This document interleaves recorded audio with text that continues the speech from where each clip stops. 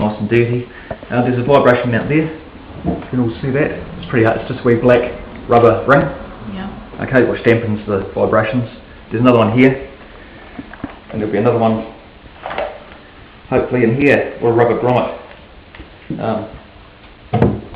That stops you from getting worn out too quickly. It stops the chainsaw from getting worn out. And fatigue's just one of the worst things. You can make bad judgment when you're fatigued. So how can you tell if they're worn out? When it's not dampening properly. Okay. Yeah. When it sort of slops, it'll feel like that feels sort of spongy. Yeah. When the rubber perishes, it'll just sort of feel dead. It won't sort of spring back. It might feel like it's hitting plastic on plastic or metal on metal. Yeah. I guess you'll feel stronger vibrations on your arms when tapping. I guess you will feel much stronger vibrations on your arms. Oh, definitely. Yeah.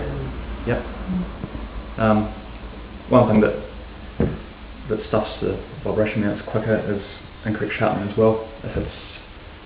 It'll vibrate with if the depth gauge has been taken down too far. But I won't mention that too quickly. It's too tight. These are the Polytex chainsaws.